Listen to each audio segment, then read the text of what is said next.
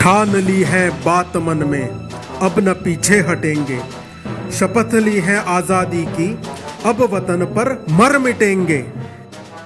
यही जुनून सभी सत्याग्रहियों के सिर चढ़कर बोल रहा था। 15 अगस्त 1954 की अविस्मरणीय घटना ने सभी गोवावासियों के मन में आशा की नई उम्मीद जगाई थी। निशस्त्र सत्याग्रहियों की बहादुरी और साहस की बदौलत चंद घंटों के लिए ही सही तिरंगा गोवा में लहराया था। उसके तुरंत बाद 45 सत्याग्रहियों को पकड़कर कारावास में डाल दिया गया। किले से तिरंगा भी हटाया गया। नेहरू सरकार का सहयोग न होने की वजह से यह आंदोलन सफल न हो सका। इस बात का खेद सभी के मन में घर कर गया। 15 अगस्त को घटी इस वारदात से पुर्तगाली सरकार के मन में खौफ बैठ चुका था। गत वर्ष घटी घटना इस वर्ष न दोहराई जाए, यही उनका प्रयास था। लेकिन उन्हें जिस बात का डर था, आखिर वही हुआ। 15 अगस्त 1955 का दिन आया। अलग अलग जगहों पर तिरंगा फहराकर स्वतंत्रता दिन मनाने की देशभक्तों की योजना थी, जिसे पूरा करने के लिए आरोंदा गांव में लगभग 300 सत्याग्रही गोपनीयता से पहुंच चुके थे। पुर्तगाली पुलिसों की कड़ी नजर बचाकर 39 लोगों का पहला दल गोवा के पेडने में पहुंचा। एक विद्यालय की इमारत पर कोटा से आए हुए आनंद सिंह जी ने तिरंगा ध्वज फहराया। नारेबाजियां दी गई, स्फूर्ति गीतें गाई गई। पुर्तगाली पुलिसों ने आकर उन्हें नारेबाजियां बंद करने की चेतावनियां दी। उन्हें न सुनने पर गोलियां चलाई गई, जिसमें हीरालाल जैन जख्मी हुए और पन्नालाल यादव को वीर गति प्राप्त हुई। तुलसीदास बालकृष्ण हिरवे उर्फ हिरवे गुरुजी, इनके नेतृत्व में 127 लोगों का दूसरा जत्था शिरोडा रेड्डी मार्ग से तेरेखोल की तरफ बढ़ा। किले के पास पुर्तगाली सेना ने उन्हें रोकने की कोशिश की।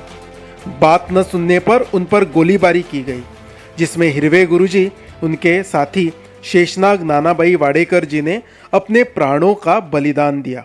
उसी दिन 650 सत्याग्रहियों ने पत्रा देवी से गोवा में प्रवेश किया। उनमें केशवराव जेधे, SM जोशी, रामाभाऊ गोडबोले, वसंतराव ओक, वसंतराव तळपुले, मेध शिरोडकर, डॉक्टर लंका सुंदरम जैसे कई लोग शामिल थे।